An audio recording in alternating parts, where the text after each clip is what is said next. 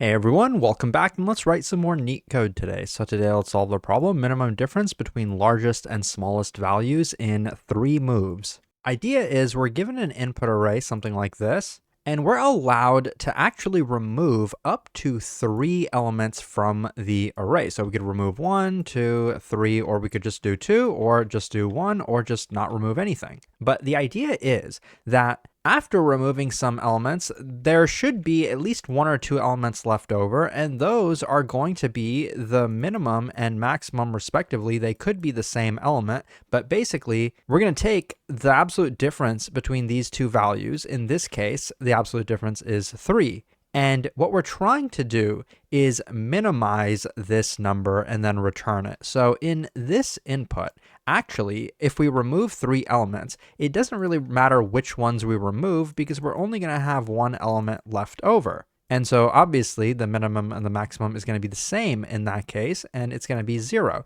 So immediately we kind of recognize that if the length of the input is 4, the result is going to be 0. If we only have 3 elements in the input, well, we'll just remove 2 of them and have 1 left over, and then the output is going to be 0. Same if the input length is 2 or if it's 1. So it's not until we get a 5th element that the solution becomes more interesting, like the problem becomes more interesting, because now, I guess I could remove 1, 2, and 3, but at this point, the output is going to be 5 minus 4, which is 1. And obviously for larger inputs, it's going to be even more interesting.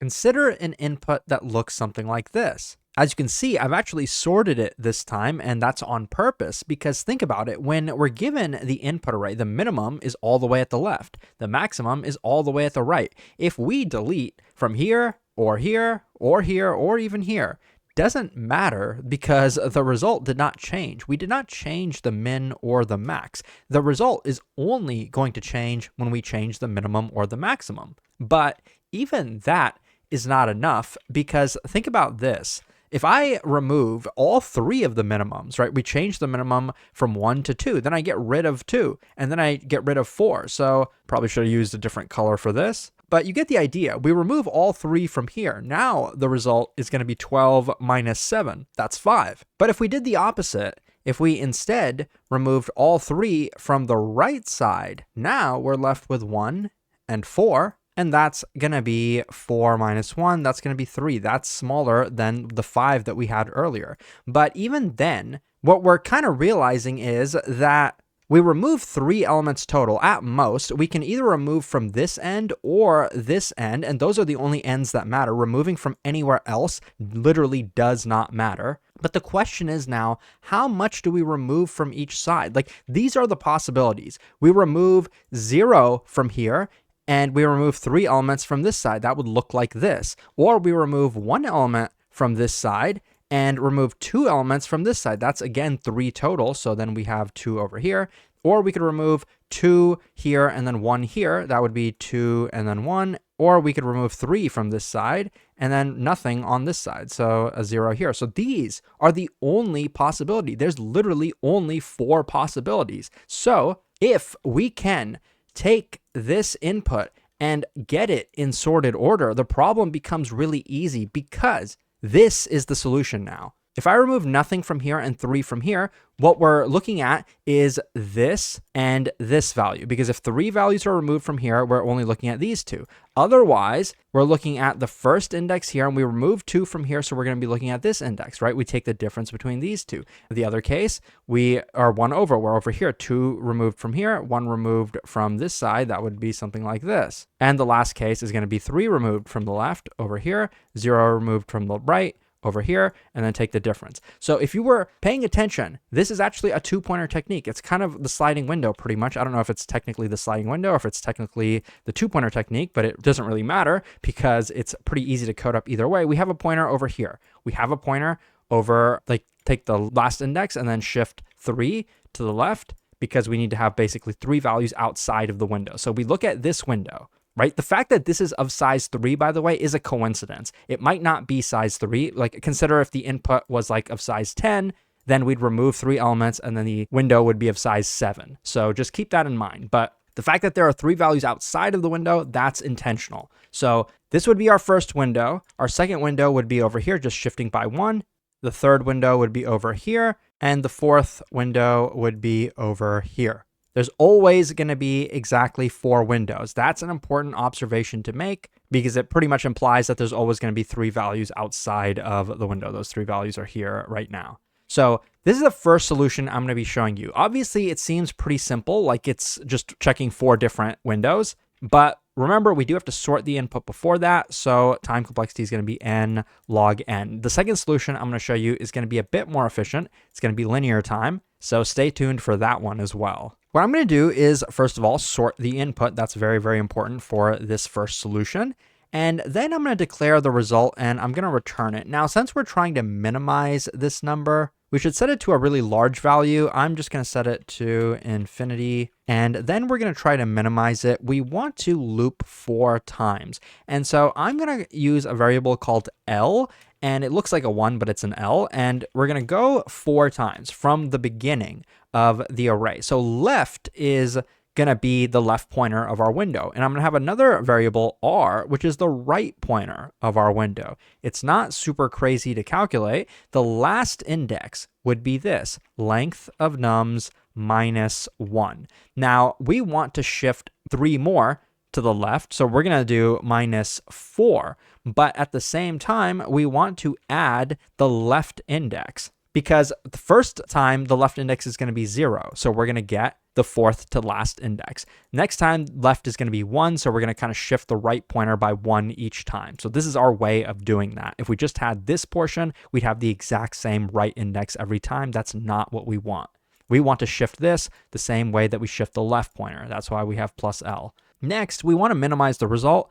Pretty easy to do at this point because we've had some pretty readable variable names for once. So we're going to minimize result and the right value, nums of right, minus nums of L. You might wonder, why am I not taking the absolute value of this? Well, the array is sorted. The right value should be greater than or equal to the left value anyway. So this solution should work. But there actually is one little bug, and that has to do with the fact that how are we handling arrays that are less than 4 or less than 3? We can't remove 3 values from an array that's less than 3. So what would we do? Well, that case is really easy to handle anyway, so we're just going to handle it with an if statement. So for example, if length of nums is less than or equal to 4, return 0. If we don't have this, look what's going to happen down here. Like this loop will technically execute, but left index might be out of bounds for this. Like we'll try to access index 3, but it might be out of bounds. So we don't want to run into that. And this might also cause out of bounds issues. So let's just get rid of that and have this. And you can see that this solution works. It's relatively efficient, but we can actually do better in terms of time complexity. Let me show you how. So the fact that we realize that there's only 4 possibilities when it comes to removing elements, that's very important to get to the more optimal solution. Like there's literally only 4 cases that we have to look at. So one possibility would be to, okay, get the 3 largest values, and then from the remaining portion, get the minimum and get the maximum, and then take the difference, right? Do that once and do that 3 more times for the other cases, right? Where we remove these values or remove these, et cetera, right? So that's possible, but it would be pretty hard to code up. Let me kind of show you something clever. I'll add a couple more values here. Let's say 13 and 15. They don't really matter too much though. So I'm just going to go through like a 30 or 60 second visual explanation, and then the solution will probably make a lot of sense to you. So just to replay what we did earlier, remember that like this first row was where we take this value because we remove nothing from this side, and this one we remove 3 values from here, so we get this value, and then we take the difference between them. The other case down here, I'm trying to like color code them, but here was when we take this value because we removed 1 over here, and here where we removed 2 and then take this value. I'm just going to go through this a couple more times. So here we have this one, and then here we have this one, and then in the last case, we have this one, and then we have this one. Now, each color kind of just indicates one case because there's 4 different cases, obviously. And so in each of these cases, we're just going to take the absolute difference between these 4 pairs of values, right? So nothing crazy is going on. And so in this case, the input array was of length 8, and I did that on purpose so that we'd have at least 8 elements to create these 4 pairs. But it's possible that we could have an input that's of length 10 or 20 or 100. And in that case, all the elements that don't have like a color associated with them would go in the middle. Like they'd be in here. You can imagine that there's a bunch of numbers in there, maybe a bunch of 7s or something like that. But that's the idea here. So when you look at what we're really doing, when you boil it down to the most fundamental level, what we're doing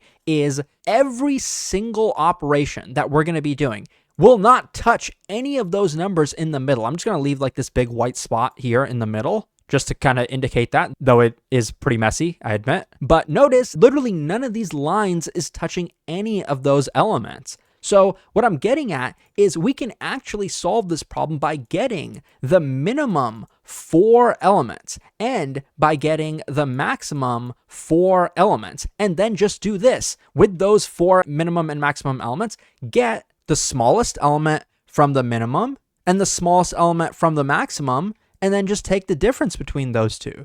Get the second smallest from the minimums, get the second smallest from the maximums, and just take the difference between those two. Do that 4 times for each of those 4, and then get the minimum absolute difference. That's it. That's the solution. Now, the only question is, how do you get the minimum 4 elements and how do you get the maximum 4 elements without sorting the input? That's kind of the hard part, but the solution is actually pretty simple. Because if you recall, there is a data structure called a heap. We can call a function called heapify, which turns all these elements into a heap in linear time. We can do that. And then we pop from the heap 4 times, exactly 4 times, to either get the minimum 4 or the maximum 4.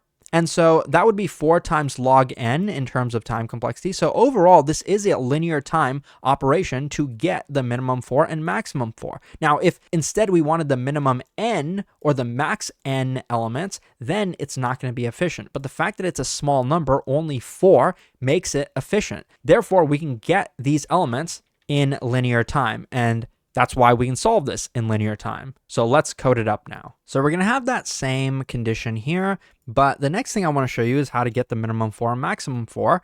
And I'm actually not going to use a loop. I'm not going to pop from the heap because there's actually a built-in way in Python to do what we're looking to do, and I actually learned that today. So we can do heapq.n smallest, and then we can pass in the variable n, which I'm going to do 4, and we can pass in nums. This will take nums, turn it into a heap, and then give us the 4 smallest elements. I'm pretty sure it's just doing what I talked about earlier. Like underneath the hood, it's just going to create a heap and then pop a few elements. And this will be returned in the form of an array. But we do want that array itself to be sorted, but it's just an array of length 4, so sorting it isn't going to be inefficient. So I'm just going to call sorted on this bad boy over here. And now I'm going to copy this and I'm going to do n largest. So pretty much the same thing, except this time we're going to get the 4 largest elements in sorted order.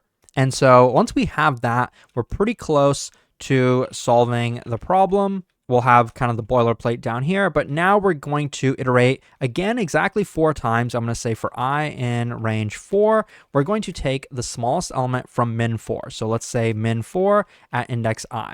And we're also going to take the smallest element in max 4 index I. We're going to take the difference between them, and we're trying to minimize this. So result is equal to minimum of itself and this portion over here. And that is the solution code. Let's see if it works. As you can see on the left, it does. And the Leetcode gods blessed us this time, and we got a really, really good runtime. I think I solved this problem a few years ago. Let's see my solution 3 years ago, almost exactly. And it looks like I only came up with the sorting solution, but I did have some good variable names. So that's pretty nice. If you found this helpful, check out leetcode.io for more. Thanks for watching, and I'll see you soon.